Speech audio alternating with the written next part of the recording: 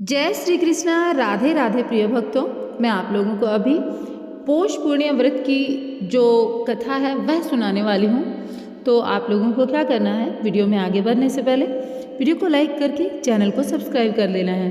तो चलिए शुरू करते हैं। द्वापर युग में एक बार यशोदा मैया ने श्री कृष्ण से कहा, तुम तो पूरे संसार के पालन करता हो, आज तुम मुझे कोई ऐसा व्रत बताओ जिसे करने से किसी भी स्त्री को विधवा होने का भय न रहे तथा इससे मनुष्यों की सभी मनोकामनाएं पूर्ण हो।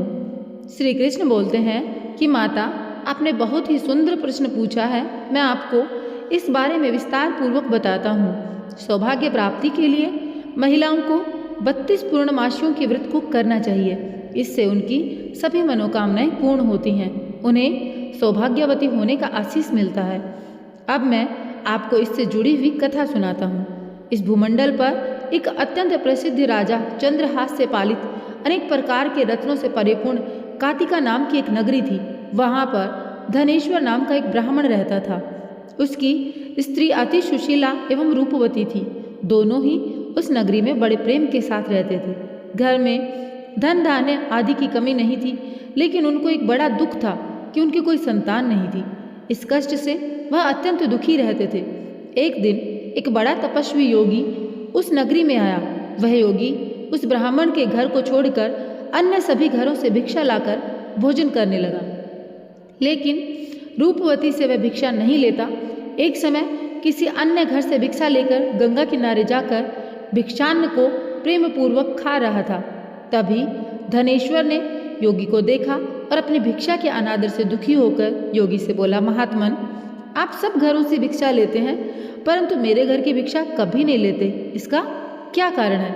योगी ने कहा कि निसंतान के घर से भीख पतितों के अन्न के तुल्य होती है। जो पतितों का अन्न खाता है वह भी पतित हो जाता है। क्योंकि तुम निसंतान हो, अतः पतित हो जाने के भय से मैं तुम्हारे घर की भिक्षा नहीं लेता।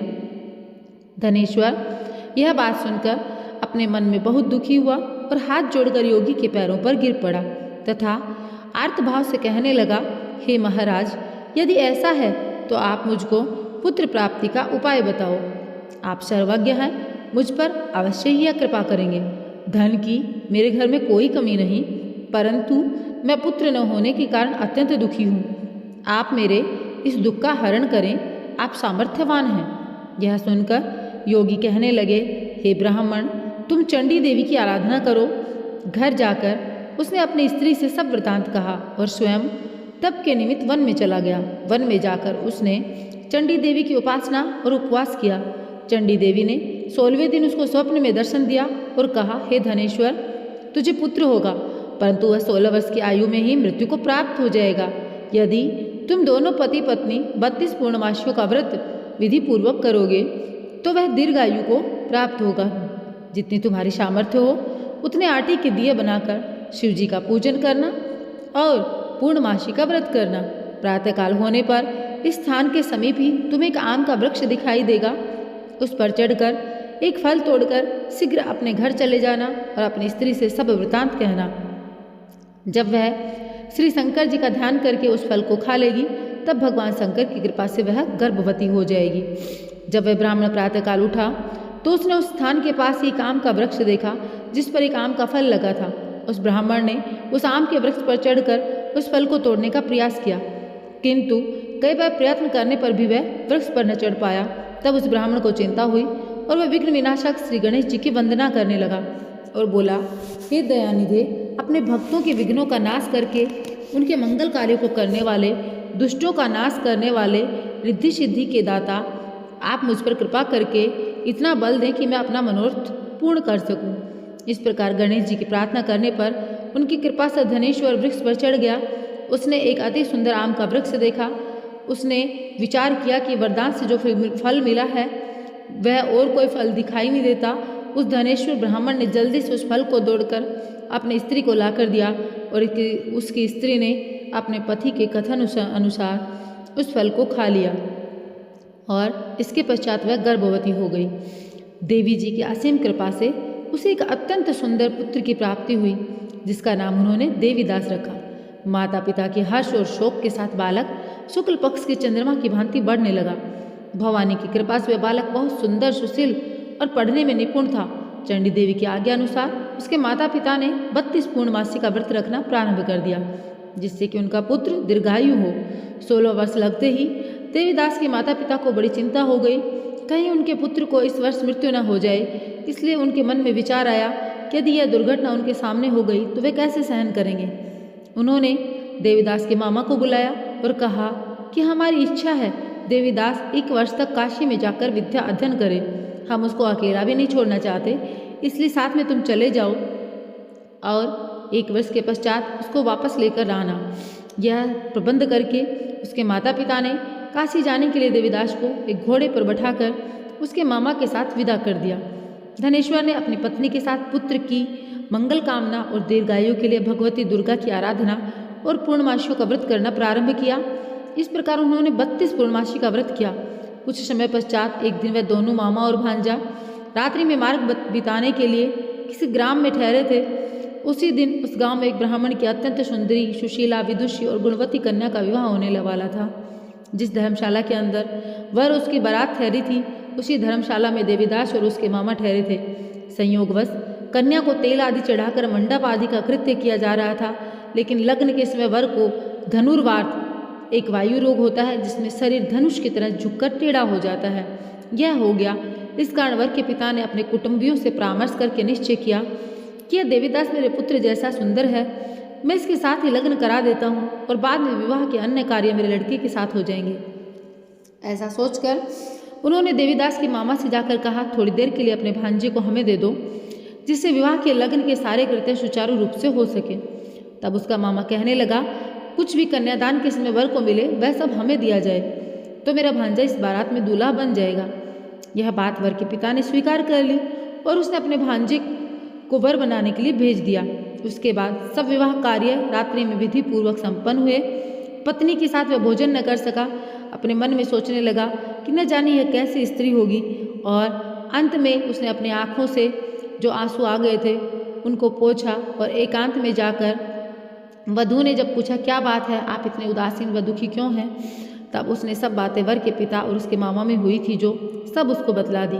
तब कन्या कहने लगी, यह ब्रह्म विवाह के विपरीत कैसे हो सकता है। देवी, ब्राह्मण और अग्नि के सामने मैंने आपको अपना पति बनाया है, इसलिए आप ही मेरे पति हैं। मैं आपकी ही पत्नी रहूंगी, किसी अन्य की कदापि नहीं। तब देवीदास ने कहा, ऐसा मत करिए, क्योंकि मेरी आयु बहुत कम है। मेरे पश्चात आपकी क्या गति होगी, इन बातों को अच्छी तरह से विचार कर लो। परंतु वह दृढ़ विचार वाली स्त्री थी। बोली कि जो आपकी गति होगी वही मेरी होगी। हे स्वामी, आप उठिए और भोजन करिए, आप निश्चय ही भूखे होंगे। इसके बाद देवीदास और उसकी पत्नी दोनों वहाँ से निकल लिए। दोनों ने वहाँ भोजन किया और शेष रात्रि वे सोते रहे। प्रातःकाल देवीदास ने अपनी पत्नी को 3 नगों से जड़ी हुई एक अंगूठी दी, एक रुमाल दिया और बोला, हे प्रिय, इसे लो और संकेत समझकर स्थिर चित हो जाओ।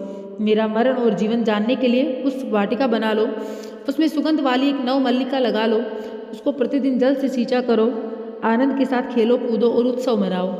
जिस समय और जिस दिन मेरा प्राणांत होगा ये फूल सूख जाएंगे, और जब ये हरे भरे हो जाएं तो जान लेना मैं जीवित हूँ। और ये समझाकर वह चला गया।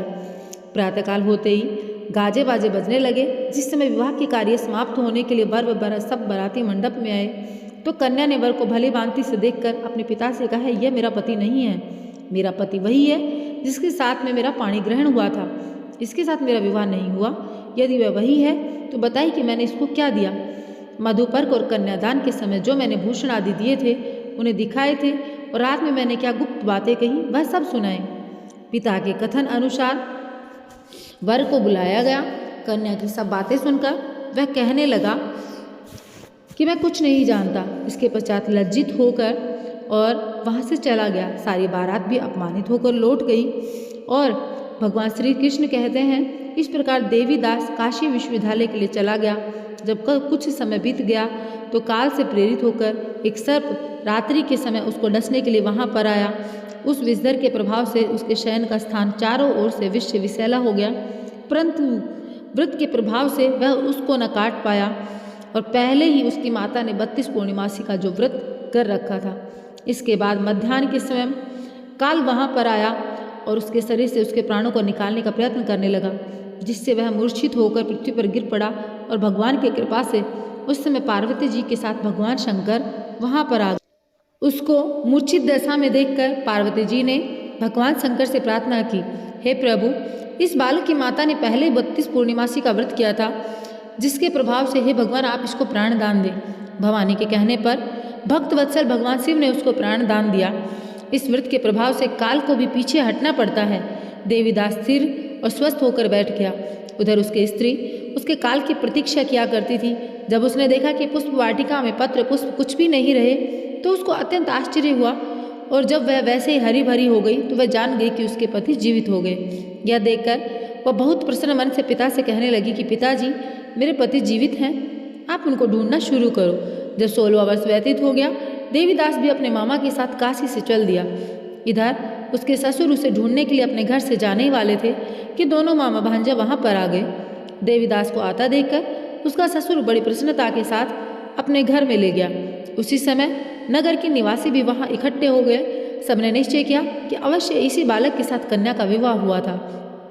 उस बालक को जब कन्या ने देखा तो पहचान लिया और कहा कि यह वही है और जिसके साथ मेरा पाणी ग्रहण हुआ था। तदुपरांत सभी कहने लगे, भला हुआ जो यह आ गया, और सब नगरवासियों ने आनंद मनाया।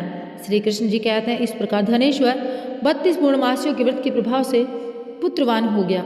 जो भी स्त्रियां इस व्रत को करती हैं वे जन्म जन्मांतर के वैधव्य का दुख नहीं भोगती और सदैव सौभाग्यवती रहती हैं। यह मेरा वचन है, इसमें कोई संदेह नहीं। यह व्रत पुत्र पौत्रों को देने वाला, संपूर्ण मनोकामना को पूर्ण करने वाला है। 32 पूर्णमासियों के व्रत करने से व्रती की सभी मनोकामनाएं पूर्ण होती हैं।